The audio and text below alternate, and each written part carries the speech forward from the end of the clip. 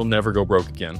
Markets are cyclical and euphoria is temporary. If you don't take profits and secure things or structure it the right way where you're able to mitigate the risk of downside and borrow against the funds, you can find yourself in a situation where you've made a bunch of money very quickly and you didn't capitalize on it. Not saying to take all the profit. Most of the time, in crypto, especially XRP, I think things are going to stabilize over the long term. There's going to be utility for the asset once it's a high value, and you'll be able to borrow against it at very low interest rates because it'll become a tier 1 asset or collateral designated by the DIS. Now, other digital assets, I do think will continue to be cyclical and follow Bitcoin as it goes up and down with the halvings. And over the long term, you probably do want to take profit or borrow against it at the best times. And if you don't learn what you need to, you're probably going to continue to repeat the same mistakes. The families that I work with, their number one objective is always to preserve capital. It's return of capital and then return on capital, because you should only have to get rich once. But they know that it can all be taken away very quickly. It doesn't take but one lawsuit, one divorce, one late tax bill, one property with an incident.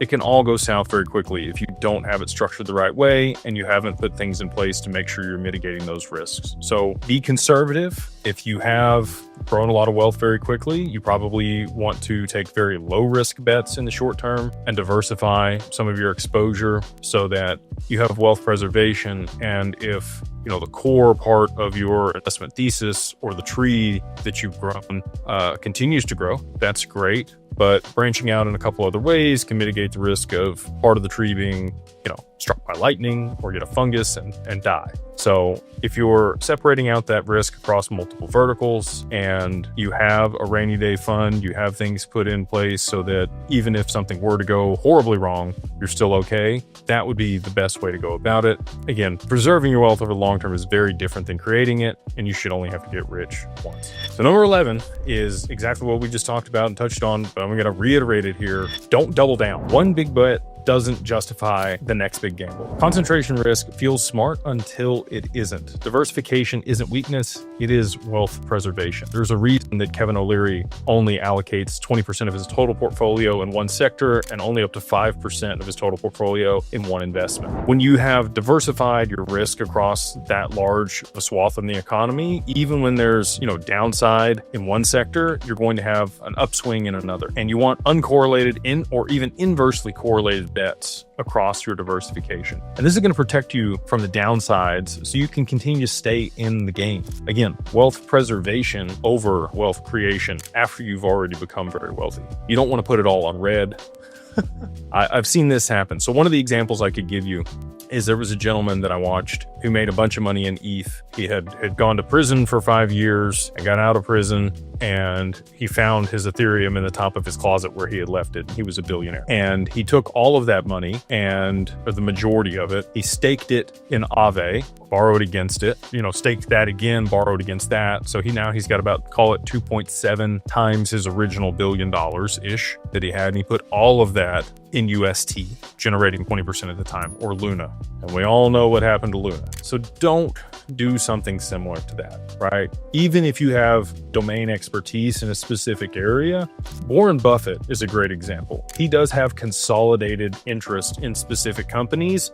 There's 4 or 5 of them, right? He's got Coca-Cola, See's Candy, Geico, Apple, and then banks. That's still pretty consolidated, but there is some diversification there. And there's very different industries that he's participating in. One's a technology firm or infrastructure, if you want to call Apple that. You've got insurance for Geico, and then you've got consumer goods where there's significant margins for both Coke and See's Candy. So not saying don't continue to stay in crypto if that's where you make your money, but you should probably look to diversify into some other asset classes on the other side of that, just to hedge against the volatility, especially if you're in crypto. Number 12, don't become your family's emergency fund. You didn't become wealthy to become anyone's ATM. Once you fill that role, it never ends. You want to support people strategically, not emotionally and not reactively. So again, we want to put systems and processes in place for how people can access capital from the family if they're part of the family. And if they are friends or associates, you want to make sure that you have systems and procedures for them to present something to your financial committee or the family board, and there's a vote and a standard for which you appropriate capital. If it's willy-nilly and at your discretion and it's at your fingertips and people come ask and you tell them no, you might do it just to avoid hard conversations. Just hand them the money. You're teaching them the wrong things. Again, you want to educate them and you want to have boundaries in place for your family, friends, and really everyone that's going to participate with the funds and the wealth that you've created. Number 14, don't try to win back time with a bender.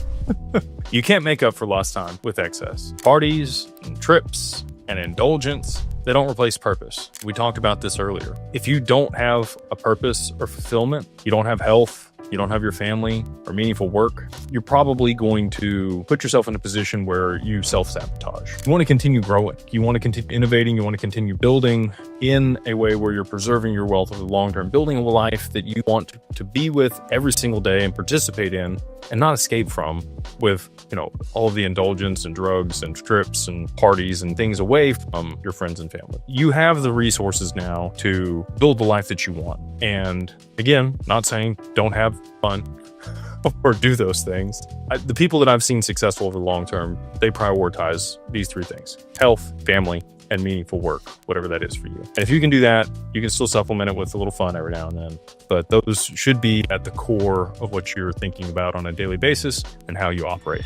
Number 15, don't hire your entourage instead of a real team. Friends are not your advisors, and unless they're licensed, probably shouldn't listen to them. You don't need hype men or yes men. You need professionals in legal, tax, wealth strategy, and operations on the day-to-day for accounting and bill pay and all the things that you probably don't want to have to deal with but need oversight on. A real team protects your wealth. Entourages consume. I can give you an example. There's somebody I know that was wronged significantly by their buddies from high school that they started a business with. I know another one where his cousin and him got into business, and you would think because they're family that it means something more. It doesn't. You want to find the right people that are qualified, that will do the right thing, that have integrity, and put them on your roster early, potentially even before price appreciation happens. Because on the other side of that, there are going to be people that show up that have ill intent or might be malicious. And it's going to be hard to discern who's there for the money and who's there for you. So I would seek these professionals out sooner than later if you are already wealthy in crypto or you think it's right around the corner. And since you stuck around, you're going to get a 16th bonus one.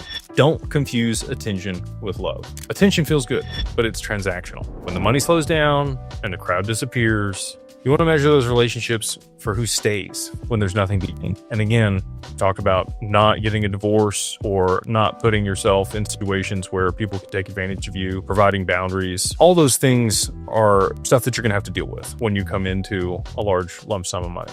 Irrespective of how much you broadcast it over the long term, there will be people that find out and come out of the woodwork and do ask you for things. So just know, who's there that are real. And ideally, you got friends that are on the same level as you. We have a mastermind group, a community. Beyond Broke is the website. There's over 18,000 people there that have aligned interest in crypto and are all going to be very wealthy. And the whole benefit there is you can go hang out and spend time with people that don't need your money. They don't expect you to pay for things. They have their own money. They can afford that and the time in order to be able to get away and do things separate of, the day-to-day. If you have friends that still work 9 to 5, a lot of them aren't going to be able to take time aside and afford to go with you. You're going to have to be the one shelling that out. If you haven't ever had a ton of attention before, again, it can feel like love, but at the end of the day, you want to make sure that it is the real ones that you keep in your circle, your tight circle over the long term. So to close out, thank you for sticking around with me. Hopefully